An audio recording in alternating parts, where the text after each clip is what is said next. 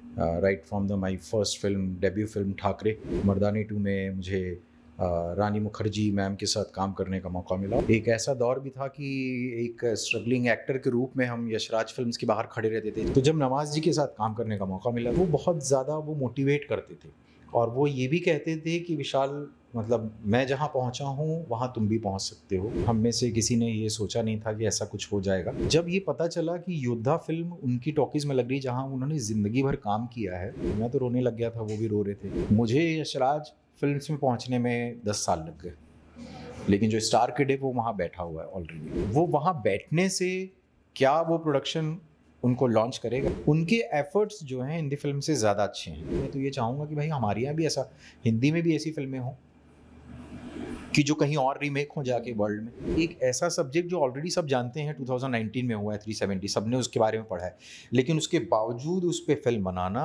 और उस फिल्म को इतनी अच्छी तरीके से बनाना कि लोग जानते हुए भी उसको देखें और पसंद करें, ये सिर्फ फिल्म मेकिंग का एक मैजिक कह सकते हैं। हाय, मेरा नाम विशाल सुदर्शन वारा है और आप मुझे देख रहे हैं फर्स्ट इंडिया।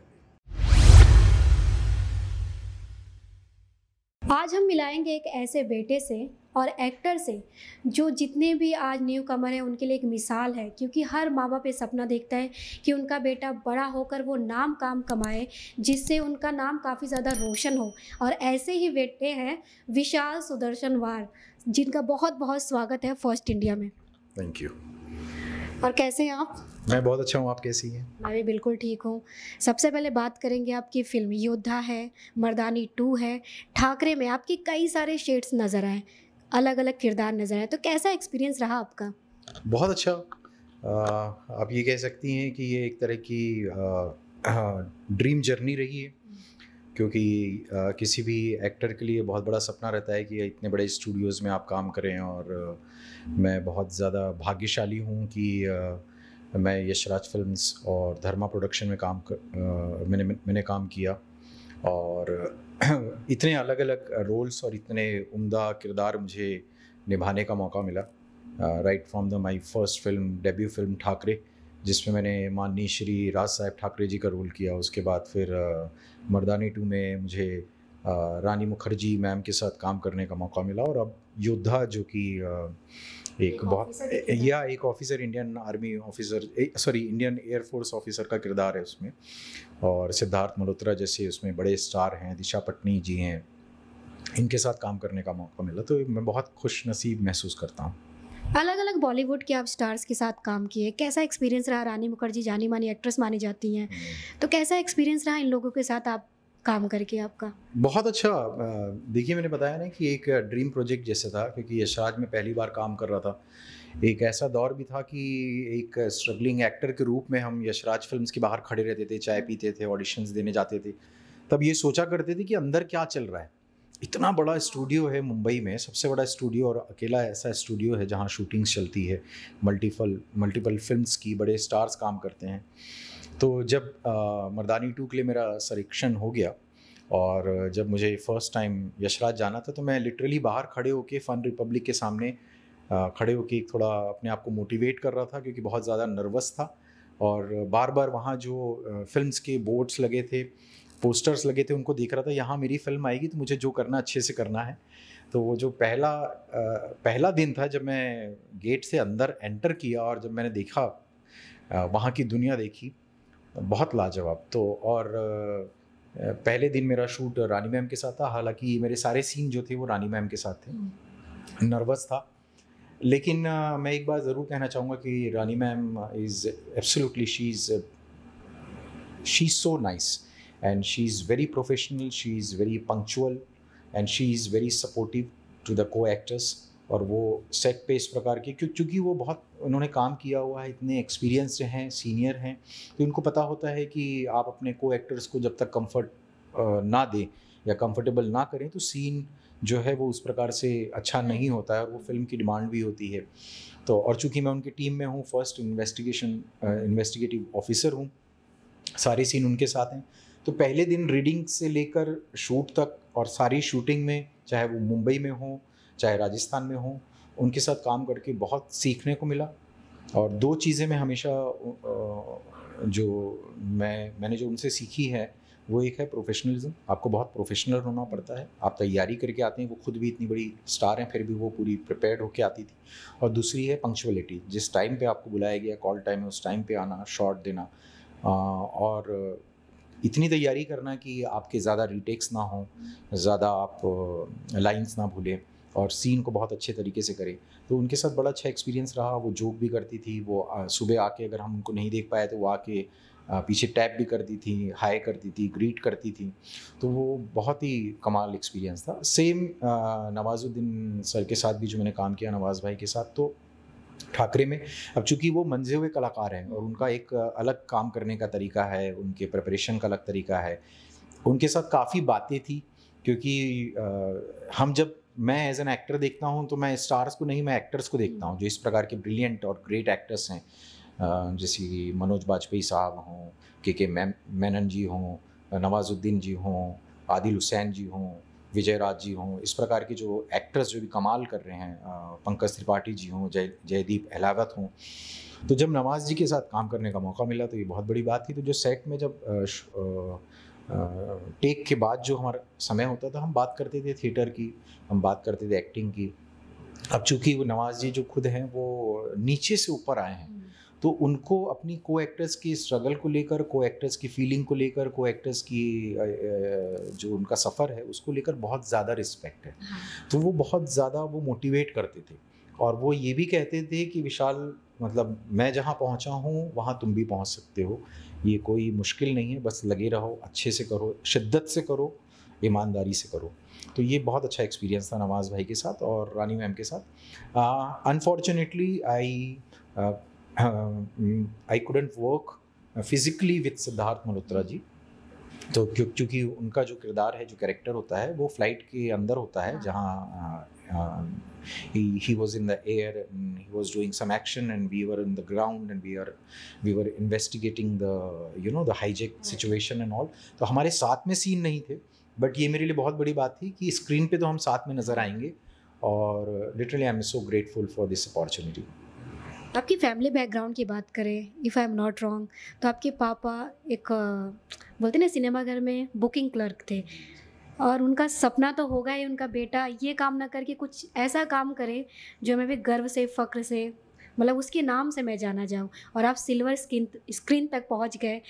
जिस थिएटर में वो टिकट बेचते थे वहीं पे उन्होंने आपकी फ़िल्म देखी। कितना इमोशनल मोमेंट था ये। बहुत ज़्यादा, मतलब हम में से किसी ने ये सोचा नहीं था कि ऐसा कुछ हो जाएगा और ना ही ऐसा कोई सपना था, ना ड्रीम था, ना उनका ना मेरा। हम मिडिल क्लास फैमिली से हैं, middle class family, middle class town है, वहाँ के अपने अपने सपने होते हैं, अपनी इच्छाएं होती हैं। अब वो बहुत ज़्यादा ये होती है कि आप पढ़ लिख लें अच्छे से। चूँकि मेरी जो माँ थी वो स्कूल टीचर थी, तो हम पढ़ाई में बहुत अच्छे थे, तो उनका ये सपना था कि मैं अच्छे से पढूं। तो मैंने ग्रेजुएशन के बाद पब्लिक सर्विस कमीशन की भी तैयारी बहुत ज़ोरदार की थी। 2 साल तक मैंने काफ़ी पढ़ाई की थी। 17-18 घंटे मैं पढ़ता था और काफ़ी अच्छा था मैं पढ़ने में। तो उनका सपना ये था कि मैं पढ़ लिख कर कोई गवर्नमेंट जॉब कर लूँ, सिक्योर जॉब। सिक्योर्ड एक रहे लाइफ, आप पोस्ट ऑफिस में काम कर ले या रेलवे में काम कर ले। लेकिन चूंकि मेरे दादाजी ने मुझे सिखाया था कि बेटा पैसा कमाना आसान है, नाम कमाना नहीं है, वो कहीं ना कहीं बात थी। और इसके चलते नहीं, लेकिन मैं I wanted to become an cricketer. तो मैंने काफ़ी क्रिकेट खेली है, तो लोग मुझे वहाँ क्रिकेटर के रूप में ही जानते थे। ऐसा कुछ सपना नहीं था कि एक्टर बनना है, वो तो ऐसा हो गया, डेस्टिनी थी वो। ना ही पापा का था, ना हमने सोचा था, ना मैंने ऐसा कोई बचपन में नहीं सोचा था कि भाई मेरे पापा यहाँ बुकिंग क्लर्क हैं तो एक दिन मैं फिल्मों में काम करूँगा और मेरी फिल्म लगेगी, नहीं। लेकिन जब ये यही है ज़िंदगी, आपको ऐसे ऐसे मोमेंट्स दिखाती है कि आप उसके लिए तैयार नहीं होते हैं।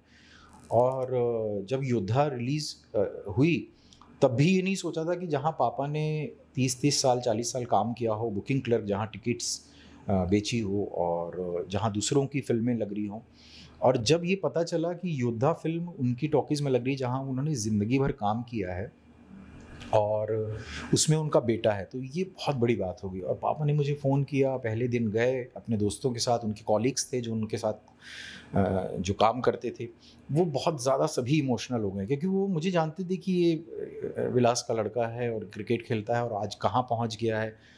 तो उन्होंने जब मुझे व्हाट्सएप पे फ़ोटो भेजी तो योद्धा का पोस्टर लगा था दीवार पे और उसके सामने वो खड़े थे। अब तो रिटायर्ड हो चुके हैं, लेकिन वो मेरे लिए बहुत ज़्यादा इमोशनल था। और उन्होंने मुझे जो मेरी तारीफ़ की कि बेटा मैं जिस थिएटर में मैं बुकिंग ऑफिस में बैठता था, आज मैं थिएटर के अंदर जाके पिक्चर देखा और मेरा बेटा काम कर रहा है, तूने बहुत अच्छा मंझे हुए कलाकार के जैसे काम किया। तो बहुत इमोशनल मोमेंट था ये। काफ़ी इमोशनल मोमेंट होता ही है, और आपके पापा के लिए भी हुआ होगा, ज़रूर उनकी आंखें भर आई होंगी। बहुत रोने लग गए थे, मैं तो रोने लग गया था, वो भी रो रहे थे जब उनको ये तारीफ़ें मिली। और उनको उनके जो कॉलीग्स थे, उनके लोगों ने उनको कहा कि बधाइयाँ दी। और पूरे रायपुर से रिलेटिव्स हैं, फ्रेंड्स हैं, मेरे दोस्त हैं, मेरे दोस्त के जो पेरेंट्स होंगे, उनके जो रिलेटिव्स हैं, उनके जो दोस्त यार हैं जो रिटायर्ड हो चुके हैं, ना केवल रायपुर बट तमाम छत्तीसगढ़ में, क्योंकि पापा पूरे टॉकीज़ यूनियन के प्रेसिडेंट भी रहे हैं अपनी पूरी जीवन भर। तो वो जितनी सिंगल टॉकीज़ थी छत्तीसगढ़, मध्य प्रदेश और विदर्भा में, उसके प्रेसिडेंट रहे हैं।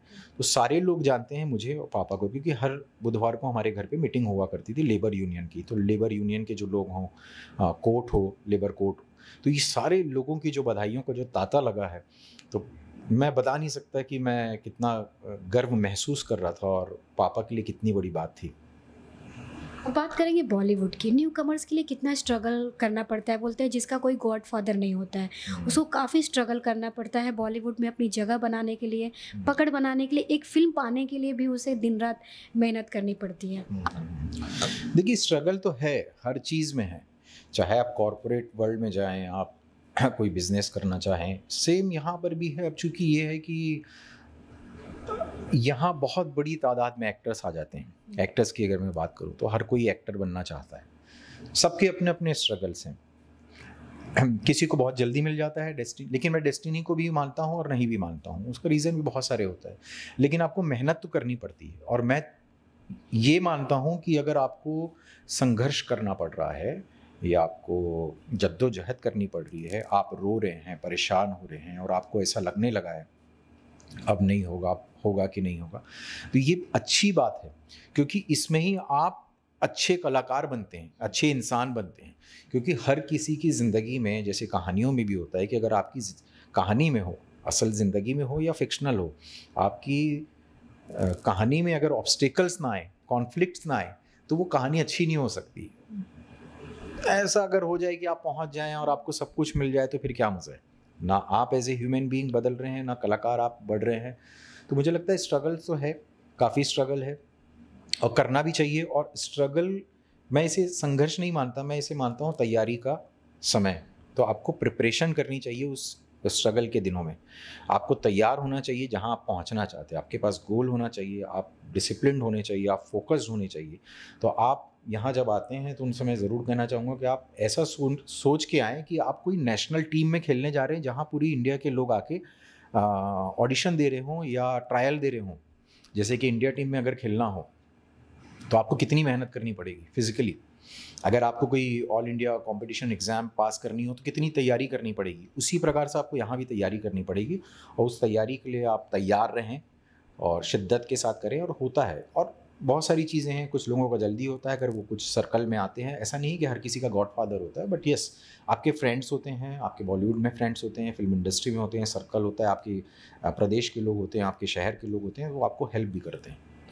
लेकिन हमेशा बॉलीवुड पे इल्ज़ाम लगा है नेपोटिज़्म का। जो स्टार किड्स होते हैं बहुत आसानी से उन्हें रोल मिल जाता है, फिल्में मिल जाती हैं, लेकिन जो आउटसाइडर होते हैं उनके साथ कुछ तो भेदभाव होता है। तो नेपोटिज़्म के बारे में आप क्या बोलना चाहेंगे? सी, नेपोटिज़्म अच्छा वर्ड है सुनने में, लेकिन ऐसा नहीं है कि जो स्टार किड्स हैं उनको, देखिए आसानी से क्या मिलता है, आसानी से ये मिलता है कि उनको स्टूडियो तक की पहुँच है।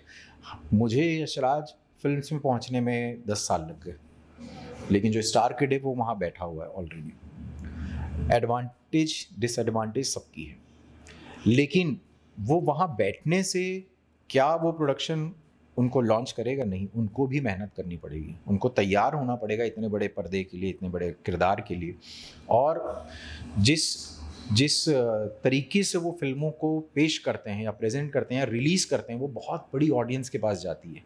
तो क्या एज एन एक्टर क्या वो स्टार किड उसके लिए तैयार हैं, ये उनको पता होता है, बताया भी जाता है। तो वो उसकी तैयारी भी करते हैं 2-2, 3-3 साल, 4-4 साल, 5-5 साल। हाँ, उनको ये सुविधाएं मिल जाती है, फैसिलिटीज़ की, वो तैयारी उनकी हो रही है एक बड़े प्रोडक्शन हाउस में। हमारी तैयारी होती है आराम नगर में, वर्सोवा में लेकिन है तैयारी सबकी।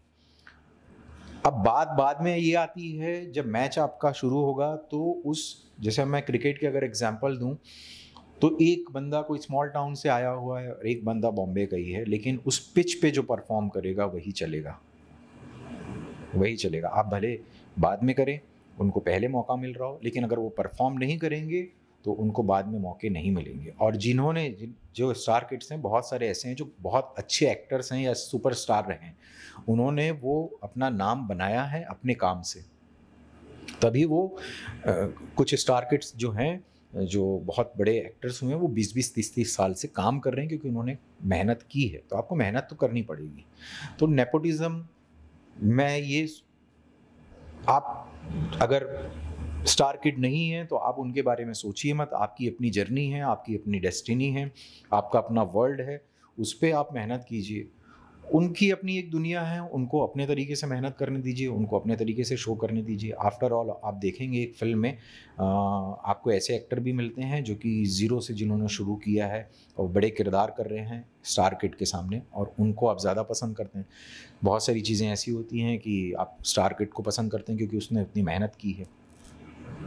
तो कहीं ना कहीं ऐसा भी हो रहा है, लोगों का कहना है कि जो असली टैलेंट होते हैं, जो टैलेंटेड है, भले वो आउटसाइडर है, लेकिन जो स्टार किड्स होते हैं उनको अहमियत दी जाती है, जिसकी वजह से जो अच्छे टैलेंटेड लोग हैं उनके टैलेंट कहीं ना कहीं दब जा रहा है, उन्हें मौके नहीं मिल रहे हैं। देखिए, सही गलत तो सभी जगह होता है। अब हर जगह ऐसे लोग होते हैं जो थोड़ा सा आप ये कह सकते हैं कि पार्शलिटी करते हैं या फेवरेटिज्म करते हैं।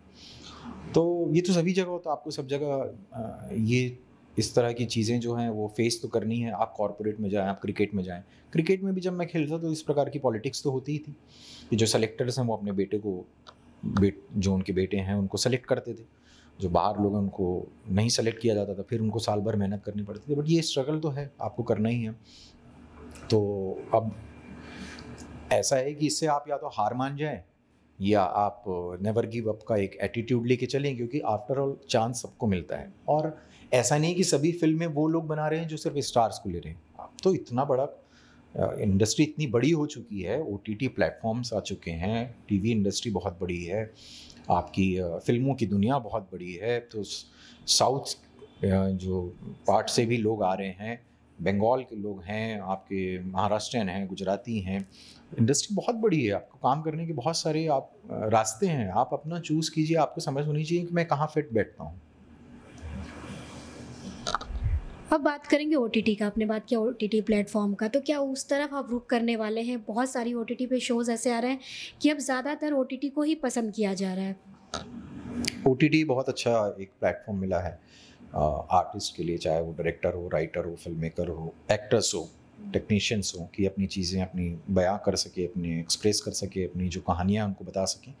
और बिल्कुल मैं OTT के लिए तो मैं एज ए राइटर मैं लिख भी रहा हूँ। मैंने काफ़ी वेब शोज़ लिखे हैं सॉरी, उसमें से कुछ वेब शोज़ जो हैं वो ऑलरेडी अप्रूव्ड हो चुके हैं बड़े स्टूडियोज़ के साथ, और इस साल फ्लोर पे जाने वाले हैं। तो I am really looking forward to debut in OTT as a writer. तो उसमें आपको बहुत एक OTT में एक अच्छी बात यह है कि आप जो कहना चाहते हैं उसके लिए काफ़ी समय मिलता है आपको, है ना। आप 2.5-3 घंटे 4 घंटे की एक वेब सीरीज़ बना सकते हैं, जिसके लिए आपको काफ़ी समय मिलता है। आपको जो कहना चाहें, मूवीज़ में आपको थोड़ा कम समय होता है, 1.5-2 घंटे का। तो उन्हीं बातों को आप अच्छी तरह से एक्सप्रेस कर सकते हैं, चाहे वो राइटर हो, चाहे एक्टर हो। तो मुझे लगता है कि बहुत बड़ा मौका है सभी लोगों के लिए OTT का, और बहुत अच्छे कंटेंट बन भी रहे हैं। हालांकि हम उतने लेवल पे नहीं पहुँचे हैं कि ग्लोबल इम्पैक्ट अभी डाल सकें, बट यही तो एक है कि अगर आप पहुँचे नहीं हैं तो आपको कहीं पहुँचना है। तो ये एक सफ़र है आपके सामने, एक मौका है, और आप उस पर कितना अच्छा कर सकें ये आपके ऊपर है। आपके अपकमिंग प्रोजेक्ट्स के बारे में जानना चाहेंगे, आपके फैंस की अब कहाँ नज़र आने वाले हैं आप? देखिए, मैं एक बहुत बड़ी एक मराठी फ़िल्म कर रहा हूँ। ये मेरी पहली मराठी फ़िल्म है जिसे सह्याद्री फिल्म्स प्रोड्यूस कर रही हैं, और उसके साथ को प्रोड्यूस कर रहे हैं साजिद नाडियावाले जो हैं, उनकी कंपनी।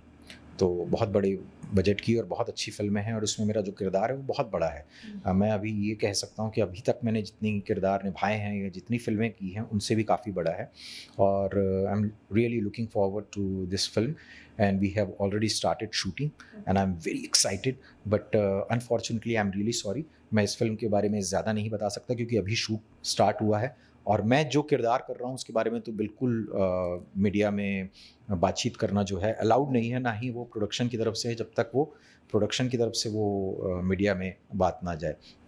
तो एक तो ये मराठी फ़िल्म का प्रोजेक्ट हो गया और दूसरा प्रोजेक्ट ये है जो मैं कहानियाँ लिख रहा हूँ, जो मैंने कहानियाँ लिखी है, वेब सीरीज़ हैं और 2 फ़िल्में लिख रहा हूँ जो कि इंडियन आर्मी ऑफिसर्स जो शहीद हो गए हैं उनकी बायोपिक है।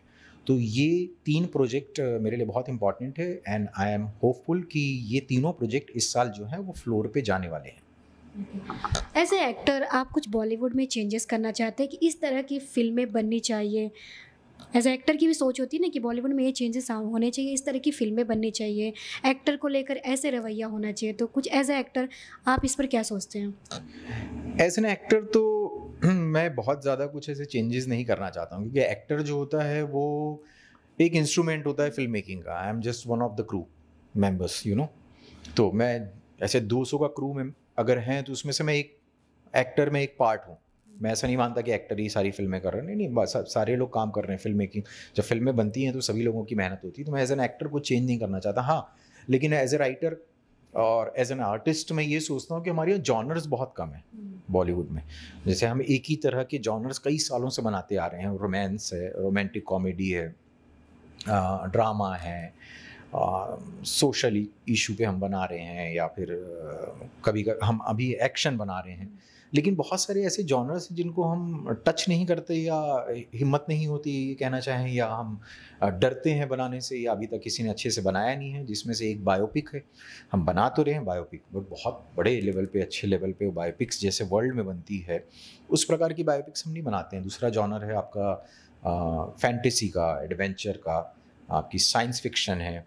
तो मुझे लगता है कि थोड़ा सा और हमें एक एक एक्सप्लोर करना चाहिए ये जॉनर्स को भी, और इन फिल्मों में एज एन एक्टर काम करने का भी अपना एक मज़ा है। तो एज अ राइटर मैं कोशिश कर रहा हूँ कि मैं इस तरह की फ़िल्में लिखूँ और इस तरह से लिखूँ कि लोगों को पसंद आए, इंडियन ऑडियंस जो उसे एक्सेप्ट करे। कुछ अलग करने की कोशिश कर रहा हूँ, कुछ अलग जॉनर लिखने की कोशिश कर रहा हूँ। मिस्ट्री हो, सुपरनैचुरल हो, फैंटेसी हो, एडवेंचर हो। तो मुझे लगता है थोड़ा सा बॉलीवुड में ये आना चाहिए कि हम अगर ग्लोबल लेवल पे हम देखें, ग्लोबल स्केल पे, तो एक बॉलीवुड एक टिपिकल एक तरीके की फिल्में बना रहा है।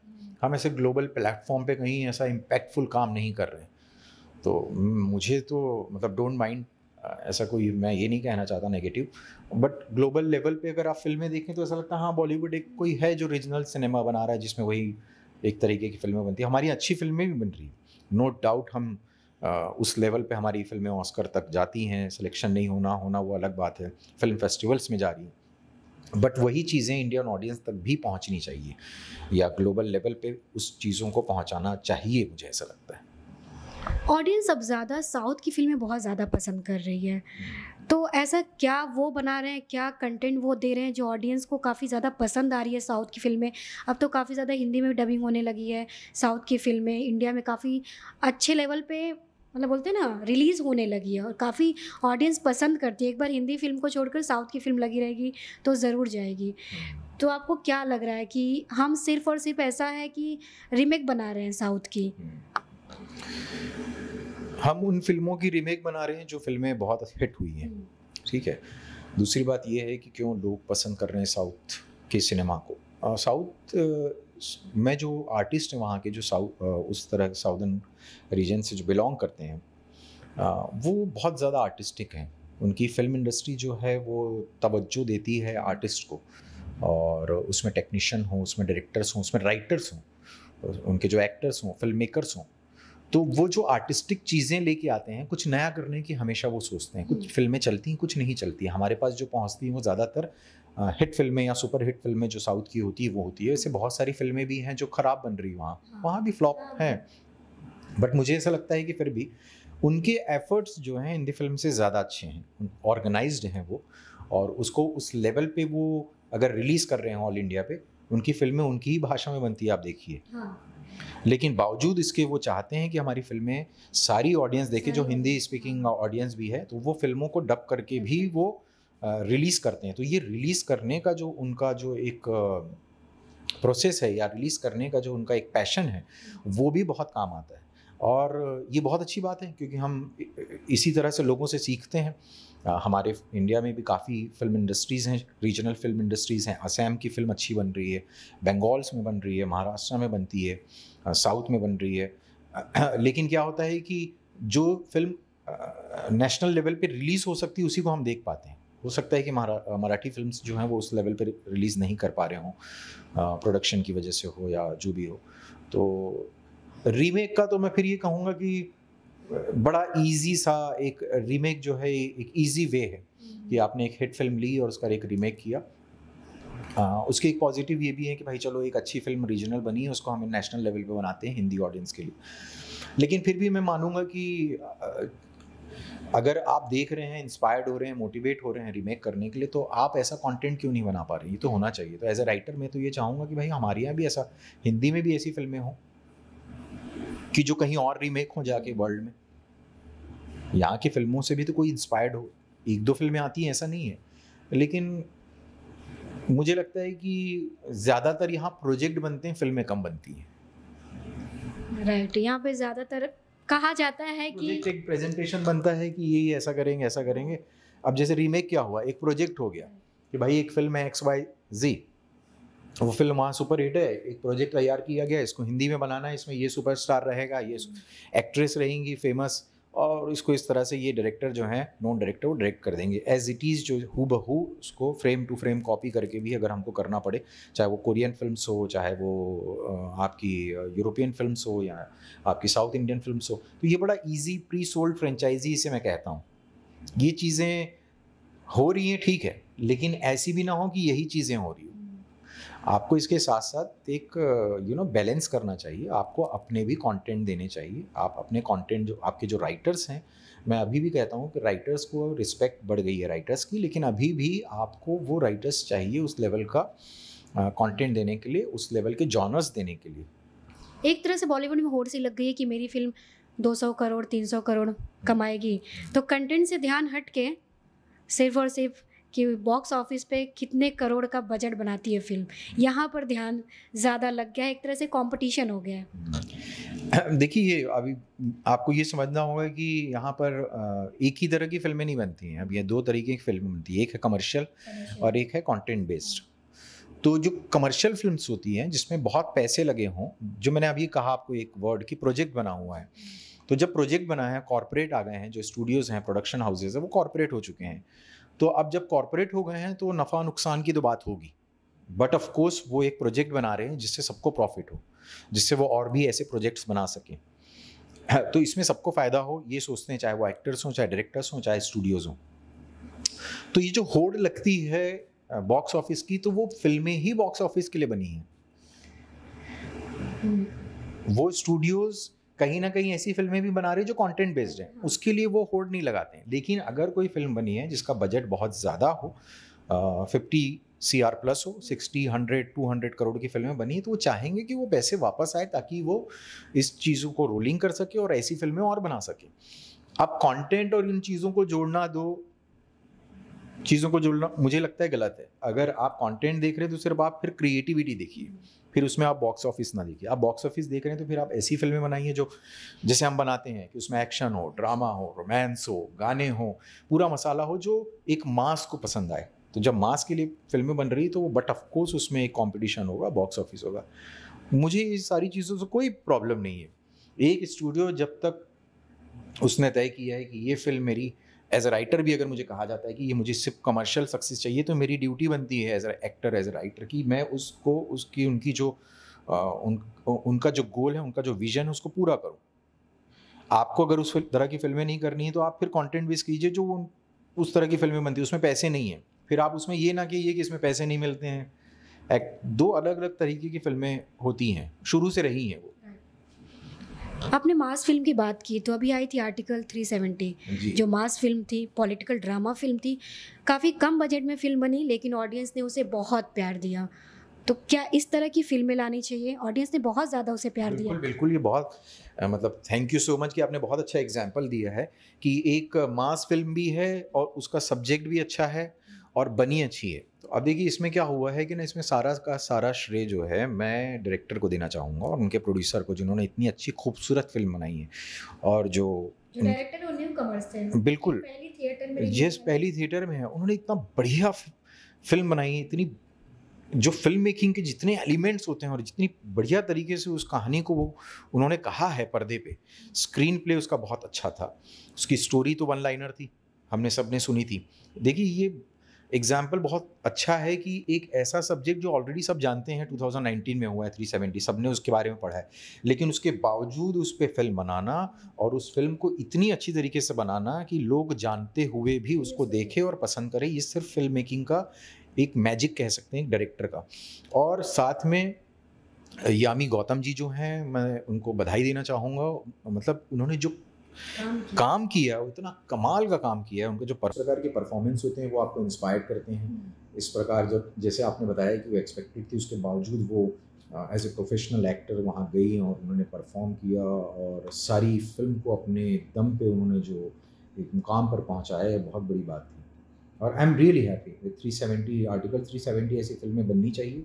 आप उसे कुछ भी कह सकते हैं कि फिल्म को फिल्म की तरीके से लीजिए, कोई भी सब्जेक्ट हो फिल्म को फिल्म की तरीके से लीजिए और आपको पता चल जाएगा कि उस फिल्म पे फिल्म बनाने वालों ने, डायरेक्टर्स हों, एक्टर्स हों, राइटर्स हों, उन्होंने अगर ईमानदारी से काम किया है, शिद्दत से काम किया है, ऐसा कोई दिमाग नहीं लगाया है या ऐसा मैं इस प्रकार से बायस्ड होना है या प्रोपेगेंडा करना है, तो वो फिल्में लोगों को पसंद आएगी।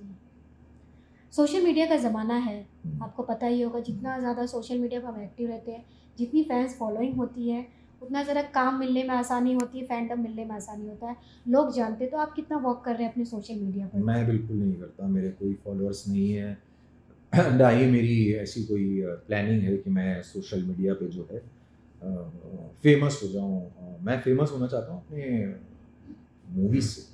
मुझे लोग जाने कि मैं फ़िल्मों में क्या कर रहा हूँ, मैं पर्दे पे क्या कर रहा हूँ, मेरी कहानियों से जो मैंने लिखी है ओटीटी पे वो क्या कर रही हैं और उनसे वो अगर मुझे फॉलो करना चाहे या मुझे यू नो मुझसे जुड़ना चाहें तो वो बात अलग है। लेकिन मैं ऐसे दिन भर या रेगुलरली या डेली ऐसा कुछ करके रील्स बना के या फ़ोटो अपलोड करके मुझे ये सोशल मीडिया जो है फेक लगता है मुझे, जो इस प्रकार की चीज़ें हैं। और मैं आपको ये भी बताता हूँ बहुत सारे एक्टर्स में ये भी है, देखिए वो करते हैं, उनको काम मिलता होगा कि आपकी फ़ैन फॉलोइंग है आपको उस हिसाब से, बट वो जो काम मिलता है वो इसीलिए होता है कि आपकी फ़ैन फॉलोइंग जिस तरह से है उन तक आपका वो काम पहुँच जाए। लेकिन जो बड़े लेवल पे जो काम होते हैं, इस प्रकार की फ़िल्में बनती हैं जो धर्मा की हो या यशराज की हो या और भी बड़े लेवल पे आप काम कर रहे हैं, तो तब आप तभी उस जगह पर पहुँचते हैं एज़ एन एक्टर या एज़ ए राइटर जब आप में उतना टैलेंट हो। आपके 10 मिलियंस फॉलोअर हैं, 1 मिलियन फॉलोअर्स हैं, लेकिन आपने ऑडिशन में अच्छा नहीं किया, आपने फ़िल्म के सेट पे अच्छा नहीं किया, आपने अच्छा परफॉर्म नहीं किया, तो आपकी उन फॉलोअर्स के बेसिस पे आपको कोई काम नहीं मिलता। हो सकता है आपको कोई वीडियो एल्बम मिल जाए या कुछ और मिल जाए, बट मैं खुद राइटर हूँ, मैं नहीं चाहूँगा कि रजनी के अगर 1 मिलियन फॉलोअर हैं तो मैं उनको ले लूँ। रजनी अगर उस किरदार को शिद्दत से, ईमानदारी से और जैसा वो डिमांड है उस कैरेक्टर का वो परफॉर्म करेंगी तो ही वो आएंगी, भले उनके एक ही फॉलोअर हों। तो काम और सोशल मीडिया दोनों अलग चीज़ें, एक प्रोफेशन आपका और आपकी एक सोशल मीडिया की लाइफ दोनों अलग चीज़ें हैं। आप उसमें ज़्यादा समय व्यर्थ ना कीजिए। मैं तो ये मानता हूँ कि आप जिस काम के लिए आए हैं मुंबई में, ये बैठ के तो आप अपने घर पे भी कर सकते हैं। अगर आप रायपुर, दिल्ली, जयपुर जहाँ से आए वहाँ यहाँ आने की क्या ज़रूरत है? अगर आप यहाँ आ रहे हैं, रेंट भर रहे हैं, आपको कोई एक टारगेट है आपका, तो आप उसके लिए मेहनत कीजिए।